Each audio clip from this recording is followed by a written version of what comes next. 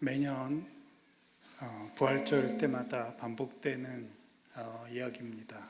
이 부활이라는 이 개념은 사람들의 그 지식과 사람들의 이성으로는 이해하기가 어려운 초과학적인 그런 내용이기 때문에 믿음으로 밖에는 이것을 알 수가 없는, 오직 믿음을 가져야만이 이 부활이라는 개념을 충분히 누릴 수가 있습니다. 지난해에 지금 몇 개월 전인 것 같습니다. 제가 TV를 통해서 영화를 한 편 보게 됐습니다. 그 영화의 주로 내용이 무슨 내용이냐면 수천 년 동안 살아온 사람이 몇 사람 있는데 그 사람들의 이야기를 보여주고 있습니다. 제가 영화 광고 할 수가 없어서 제목이나 이런 걸 얘기 안 할 텐데요. 그리고 여러분들 굳이 보라고 추천할 만한 영화는 아닙니다. 단지 거기서 나오는 내용 중에 하나가, 이 사람들은 그냥 죽어도 죽지 않는, 오늘 성경 말씀하고 좀 비슷한, 그러니까 수천 년 동안 살아오면서 전쟁이나 여러 사건 속에 존재했던 사람들이라는 그런 주제로 전개되는 영화입니다. 그래서 거기 몇 명이 나오는데요. 몇 사람이, 그 몇 사람은 화형에 처했다가도 죽었다 살아납니다. 완전히 탔다가도 다시 복원되고요. 그리고 칼에 맞아 당연히 살고요. 총에 맞아도 살고, 심지어 물속에 빠져 죽었다가도 죽었다가 잠시 후에 다시 살아나는 이런 아주 이야기입니다. 그런데 이제 그 내용 중에, 그 이론 중에 한 사람이 배신을 해서 그 몇몇 사람이 다 죽을 지경에 처하게 되는데, 그 배신한 사람의 이야기가, 자기는 이렇게 오래 사는 것이 너무나 힘들고 지겹고 불행하다. 그래서 자기는 죽고 싶어서 배신을 했다. 이런 내용으로 전개가 됩니다. 그 사람이, 우리 그런 비슷한 영화가 제법 있죠. 그런 비슷한 영화에서 공통적으로 이야기하는 게 있습니다. 저희가 계속해서 사는 사람들의 고통은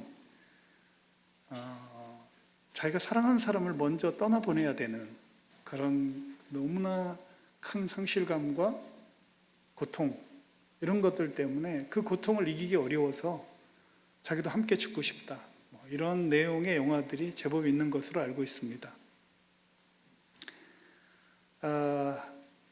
제가 왜 이런 말씀을 드리냐면, 이제 우리 성경에서는 영생이라는 개념과 또 부활을 통해서 우리가 영원히 산다는 이런 개념이 잘못 와전이 되어서, 그 영화를 한 편 보면 진짜 오래 사는 게 별로겠다, 영원히 사는 것이 이게 불행할 수도 있겠구나, 이런 생각을 혹시 하는 분들이 계실까 봐 좀 우려가 되는 영화이기도 합니다. 자, 오늘 저도 성경에도 그런 인물들이 좀 있어 보여서 지금까지 혹시 살아있지 않을까 하는 사람이 있는 것 같아서 여러분들에게 잠깐 소개를 하고 싶습니다. 우리 마태복음 27장 50절에서 53절입니다.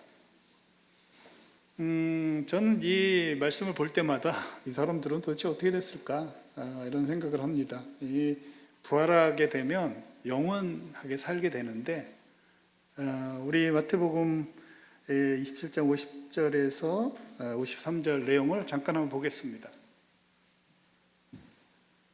예수께서 다시 크게 소리 지르시고 영원히 떠나가시다. 그러니까 예수님께서 지금 십자가에서 죽으시는 순간에 무슨 일이 벌어지냐면, 이에 성소 휘장이 위로부터 아래까지 찢어져 둘이 되고 땅이 진동하며 바위가 터지고 무덤들이 열리며, 요 열린다는 말과 여기 찢어진다는 말이 같습니다. 어원이 같은 어원을 쓰고 있습니다. 그래서 열리며 자던 성도들의 몸이 많이 일어나되, 예수의 부활 후에 저희가 무덤에서 나와서 거룩한 성에 들어가 많은 사람에게 보이니라. 그러니까 예수님께서 죽으시는 순간에 무덤이 열리면서 우리 에스겔서에서 나옵니다. 먼저 그 썩어졌던 그런 뼈만 있었던지 뭐 흔적만 있었던 무덤들이, 무덤에 그 먼저 우리의 부활한 모습, 미래의 우리의 부활한 모습입니다. 이제 우리들이 뭐 화장을 했던 질량 보존의 법칙에 의해서 우리가 화장을 했던 무덤에 있던 뭐 어떤 형태로든지 이 우주 공간에는 우리의 질량이 보존돼 있죠. 그런데 제일 먼저 부활을 할 때 일어나는 현상 중에 하나가 여기 성경에도 나오다시피 몸이 먼저 완성이 됩니다. 신비한 몸으로, 그러니까 영원히 죽지 않는 몸으로 됩니다. 뼈들이 먼저 맞춰지고, 에스겔서에 잘 나오죠. 심줄이 생기고 근육이 생기고 피부가 생기고, 그 다음에 우리 천국이나 지옥에 가 있던 우리 영혼이 도킹을 하죠. 그게 이제 부활한 모습이고, 그게 에스겔서에서 예언이 돼 있는데, 이 마태복음에서도 그 흔적을 볼 수 있습니다. 이 마태라는 사람이 만약에 이걸 보지 않았다면, 이 부활한 사람들을, 이런 것들을, 증거를 자기가 몰랐다면, 이 마태처럼 철저했던 이 기록자가 이걸 기록했을 리가 없습니다. 이 성경은 1.1핵이라도 틀림이 없는 내용을 기록하고 있습니다. 어쨌든 예수님이 돌아가실 때는 먼저 몸이 부활한 것 같습니다. 그러니까 죽어있던, 그리고 굉장히 흔적도 없었던 몸이 다시 살이 붙고 뼈가 생기고 살이 생기고 신경이 생기고 이런 일들을 했다가, 이제 예수님께서 부활하는 순간 같이 영혼이 부활한, 그러니까 예수님도 여러분들 무덤에 육신이 있었죠. 그런데 그 예수님께서 지옥에 가셔서 고통을 받았던 그 예수님께서 다시 몸으로, 영원히 변한 몸으로 다시 돌아오는, 그거에 맞춰서 그 당시 무덤에 있었던 자들도 여기 보면 많다고 얘기합니다. 도대체 몇 명이나 될지 모르겠습니다. 여기 보면 예수께서 여기 무덤들에 자던 성도의 몸이 많이 일어나되, 이렇게 얘기를 하고 있습니다. 그러니까 이것은 예수님 오시기 전에 오실 예수님을 믿고 살았던 구약 시대의 의인들을 얘기하겠습니다. 모르겠습니다. 여기에 어떤 사람이 해당되어 있는지는 나오지 않습니다. 아마 그것까지는 확인하기가 되게 어려웠을지도 모릅니다. 왜냐하면 우리가 부활하기 전과 부활 후에는 너무나 급격한 그런 신체적인 어떤 변화가 일어나기 때문에 몰라보게 되어 있습니다. 여러분들, 예수님께서도 그렇게 변화된 모습을 엠마오로 가는 두 제자들이 모르고 있습니다. 그러니까 이 예수님이 부활하기 전의 모습과 부활한 모습은 굉장히 다를 수도 있습니다. 너무나 형격하게, 그래서 성경에서도 얘기했다시피 우리가 씨앗을 심었을 때 그 씨앗과 그 씨앗을 통해서 싹이 났을 때 그 싹은 연관성이 별로 없어 보이지 않습니까? 그러니까 그런 급격한 변화를 가져오기 때문에 몰라볼 가능성도 있습니다. 그래서 여기에 그 마태는 그 사람들이 누구라는 것을 얘기하지 않습니다. 그래서 저는 도대체 그 당시 부활한 사람들은 어떻게 샀을까? 지금 2000년 전에 지금 같이 부활한 사람은 지금도 어딘가에 살고 있지 않을까요? 아마 그렇게 수천 년 동안 죽지 않고 산 사람들에 대한 인사이트는 아마 이 성경에 있었지 않을까 싶기도 합니다. 여러분 궁금하죠? 이 사람들은 도대체 지금 어떻게 됐을까? 근데 오늘 이 성경 본문에서는 그게 중요한 건 아닙니다. 이 사람들이 지금 어떻게 됐을까? 뭐 저도 모르고 여러분들도 모르고 우리 주님만 아시니까요. 나중에 우리가 천국 가서 알아보면 될 것 같습니다. 근데 여전히 지금도 어딘가에 살고 있을 수도 있을지 모르겠습니다. 아니면 뭐 여러 가지 가능성이 있겠습니다만 아마 예수님이 승천하실 때 같이 승천했을 수도 있을 것 같습니다. 여러 가지 측면을 볼 때. 근데 뭐 모르죠. 어떻게 됐을지는 잘 모릅니다. 제가 오늘 이 말씀을 소개를 하면서 이 사도행전 우리 최근에 경건의 시간 했던 사도행전 26장 8절을 소개를 하고 싶습니다. 사도행전 26장 8절에서 사도 바울은 그렇게 질문을 합니다. 그 당시 많은 사람들이 사도 바울이 자기가 경험한 이야기를 전달하는데 핵심적인 내용은 부활입니다. 제가 매번 부활절 때마다 사랑하는 형제 자매님들에게 계속해서 말씀드리는 그 주제는 우리 기독교의 가장 핵심적인 단어는 부활입니다. 만약에 기독교의 부활이라는 것이 없다면 사실은 기독교는 아무 의미가 없습니다. 우리 믿음도 헛되고 우리 소망도 헛되고 우리 사랑과 우리 모든 것이 헛됩니다. 성경에서 우리 믿는 자들에게 가장 중요한 단어는 부활이고 사실 그래서 그 어느 절기보다 이 부활절은 우리에게 굉장히 의미가 있는 행사입니다. 내년의 부활절은 더 저희들에게 의미 있는 부활절이 되길 소망합니다. 올해는 이 코로나 때문에 이 부활의 의미들을 저희들이 충분히 살릴 수 있는 이런 것들을 잘 못하는데요. 이 부활절은 부활이 없으면 모든 것이 헛됩니다. 그렇기 때문에 이 사도 바울도 가는 곳마다 가장 핵심적인 그 이야기는 바로 부활이라는 주제입니다.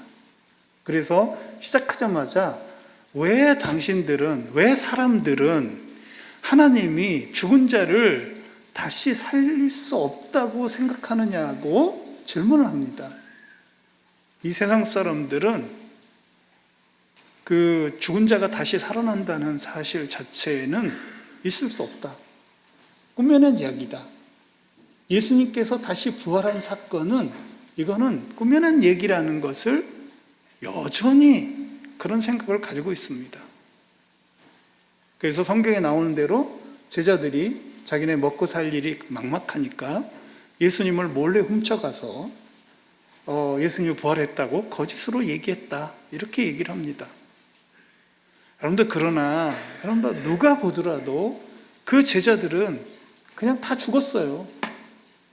그러니까 자기네들이 먹고 살려고 예수님 시체를 훔쳤다면 여러분들 그들은 절대로 그렇게 순교하지 않았을 겁니다. 어떻게든 간에 살아남았을 텐데요. 그들은 직접 예수님의 산 모습을 경험했기 때문에 그 제자들은 예수님의 부활을 증거하다가 대부분 다 순교를 했습니다. 그러니까 여러분들이 우리 논리적으로 맞지 않습니다. 이 성경을 기록한 자들이 예수님의 부활을 여러분들 직접 목격하고 기록한 것이 훨씬 더 신빙성이 있는 겁니다. 단지 우리들이 믿음이 없고 여러분들 영적인 세계나 이 우리가 눈에 보이는 이 세계보다 훨씬 더 놀라운 세계가 있다는 이런 우리들 이 크리스천들 아니고서는 이 부활이라는 것은 여전히 일반 사람들에게는 믿지 못할 그런 전설과 같은 이야기입니다. 그냥 꾸며낸 얘기라고 생각을 그냥 다 치부해 버리고 말죠. 정말 여러분들은 정말 감사해야 됩니다. 여러분들의 부활이라는 개념을 이렇게 설명을 들을 뿐만 아니라 그 소망을 갖게 된 것은 여러분들은 이미 거룩한 성도들이라는 것이 맞습니다. 우리 믿는 자 아니고서는 도저히 부활을 믿을 수가 없고 알 수가 없는 이런 영역이라는 것을, 그런 질문을 하고 난 뒤에 사도 바울이 자기가 그 예수 그리스도를 믿는 자들, 부활을 증거했던 사람들을 일일이 잡아서 그 사람들을 핍박하고 감옥에도 가두고 채찍질하고 했던 그 사람이 직접 다마스커스 가는 도중에 예수님을 만납니다. 그 예수님을 만나서 예수님과 한 대화와 또 예수님께서 자기에게 무슨 이야기를 했는지를 자세하게 간증을 합니다.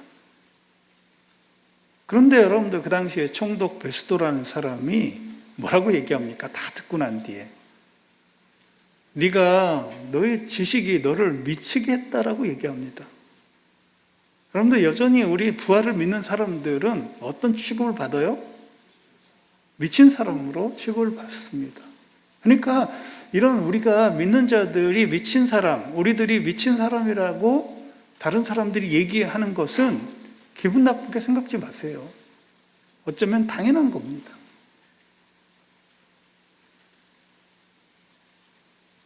예수 그리스도를 믿는 자 아니고서는 이 부활이라는 개념은 여전히 미친 소리입니다.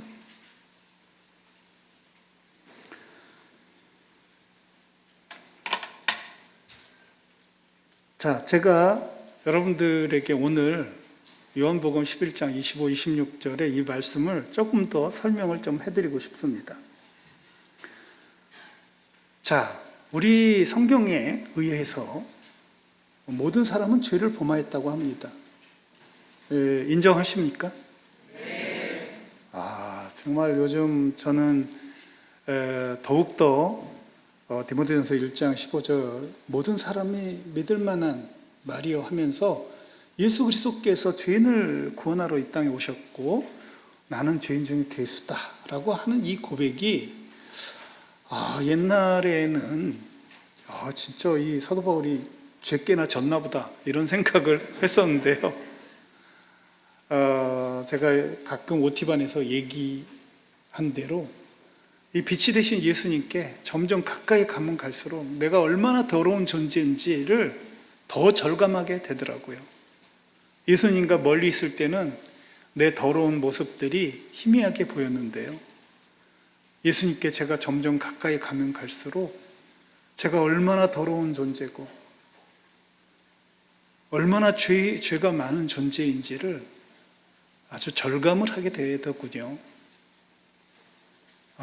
그런데 그 죄인을 구원하러 오신 분이 바로 예수님이시죠. 여러분들 잘 아는 대로 죄의 삭은 사망입니다. 죄의 결과, 죄의 대가는 사망이죠.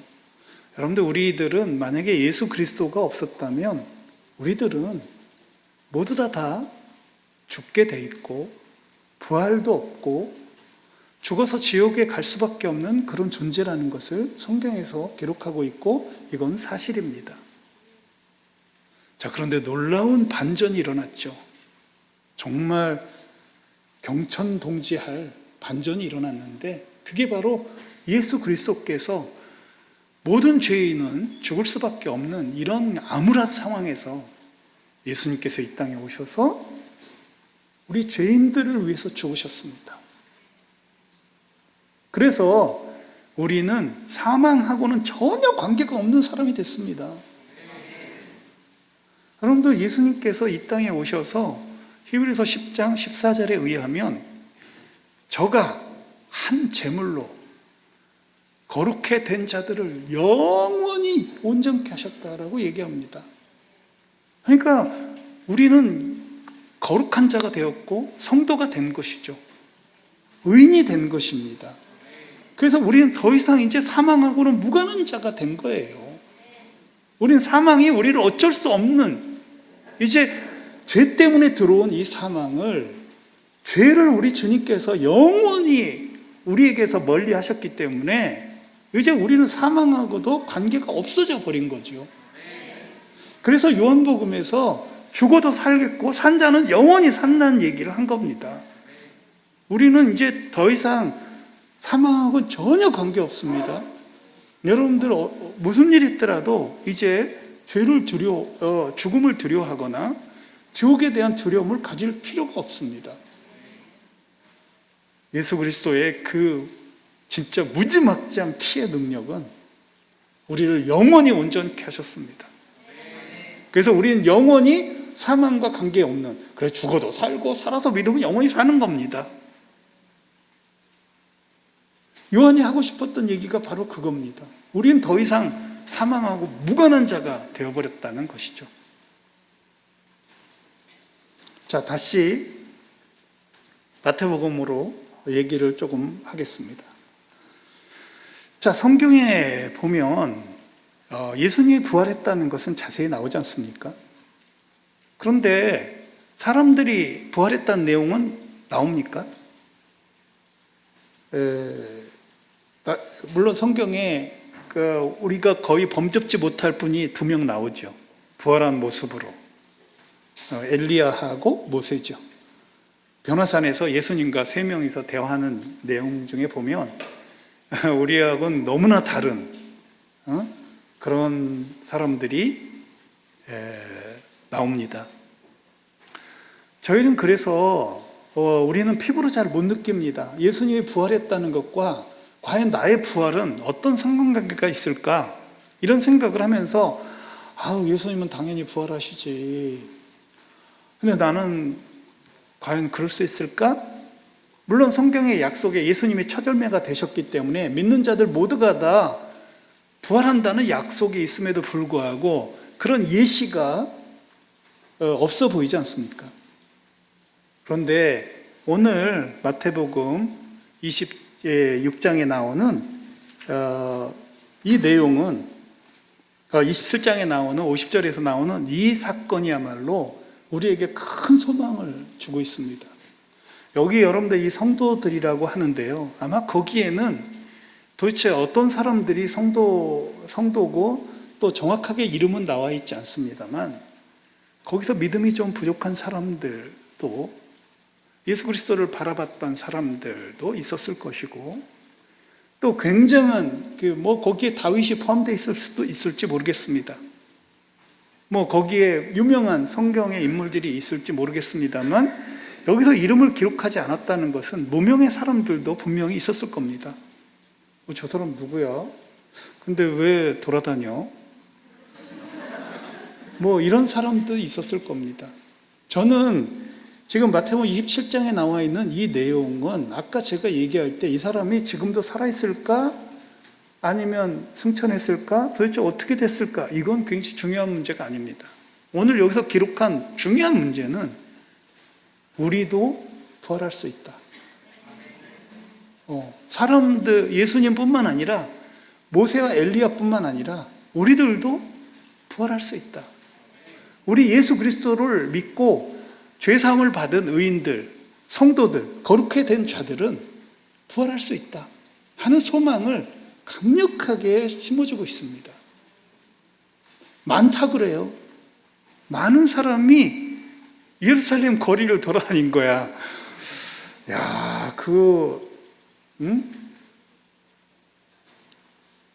여러 사람, 나중에 여러분들 그 사람인지 잘 확인이 안 돼서 마태만 본 것이 아니라 그 당시 예수님의 제자들이 확인한 사람들이 제법 있었을 겁니다. 근데 그 사람이 역사적으로 누구요? 막 이랬을 때 잘 모르겠는데 근데 분명히 이상한 사람이야. 그리고 분명히 좀 뭔가 달라. 부활한 모습은 여러분들 진짜로 좀 달라 보이니까요. 뭔가 좀 달라 보였어. 근데 또 어느 순간 사라져 버렸어 라고 할 수도 있습니다. 자, 사랑하는 형제자매 여러분, 우리는 다시 반복합니다. 우리는 예수님의 거룩한 피로 우리는 거룩한 성도들이 됐습니다. 이제는 사망하고 전혀 관계없는 존재가 됐습니다.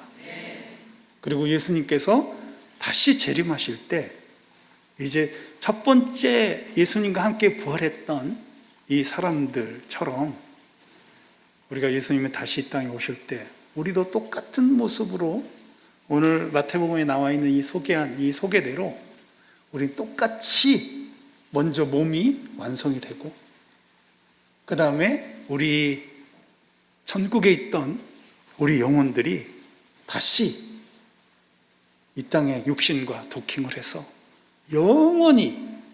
영원토록 왕노릇하고 산다. 이걸 믿으시기 바랍니다.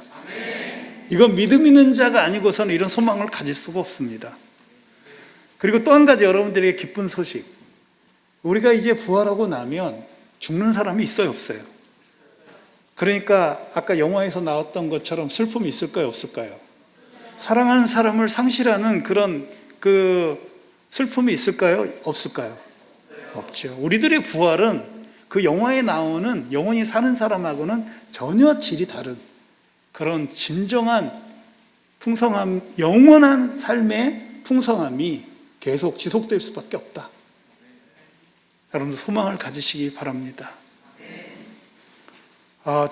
우리는 정말 죽어봐야 부활 아니겠습니까? 우리는 더 이상 죽음을 두려워할 필요가 없습니다. 그런데 세상 사람들은 어떻다고요? 죽기를 무서워함으로 이 일생에 매우 종노릇합니다. 이 죽음에 대한 두려움으로 가득 차 있습니다. 그래서 여러분들 죽지 않으려고 얼마나 바둥바둥하고 삽니까? 또 언젠가는 죽을지 모르기 때문에 이 땅에서 그냥 오로지 이 땅만 생각합니다. 오로지 자기 쾌락만 생각합니다. 오로지 자기 가족들만 생각하는 그런 인생을 대부분 삽니다. 참 안 됐죠. 영원한 세계, 우리가 상상할 수 없는, 보이지 않는 영원한 세계가 있는데도 불구하고 그것을 모르고 그냥 죽으면 끝이라고 생각하고 사는 그 사람들은 그냥 어떻게든 간에 타협하고 삽니다. 의롭게 살지 못하죠, 잘. 죽음 앞에 무기력하죠. 죽음 앞에는 모든 것이 무너집니다. 그런 불쌍한 사람들이 우리 주변에 널려 있죠. 여러분들 부활이라는 게 있냐? 야, 미쳤다. 이런 사람들, 우리도 그랬지 않았습니까? 믿기 전에는. 근데 누군가를 통해서 우리가 예수님을 소개받고 믿음이라는 걸 알게 됐고 소망이라는 걸 알게 됐듯이 우리 모두가 다 그 일생에 매어 종노릇하는 이런 사람들에게 다가가서 그들을 위해서 기도하고 그들에게 복음을 전하고 그들에게 예수 그리스도가 다시 살아나셨다는 것을 우리가 명확하게 증거할 수 있다면, 처음에는 이 베드로처럼 너 미쳤구나 하는 소리도 들을 수 있습니다. 그러나 믿음은 들음에서 납니다. 여러분들이 분명하게 부활의 확신을 가지셔서 땅끝까지 이르러 또 내 주변부터 한 사람에게라도 복음을 전하는 그런 정말 다이나믹하고 멋지고 신나는 인생을 사시기를 주님의 이름으로 축원합니다. 축원합니다. 정말 터질 듯한 이 기쁨의 이 삶을 누가 감히 알겠습니까?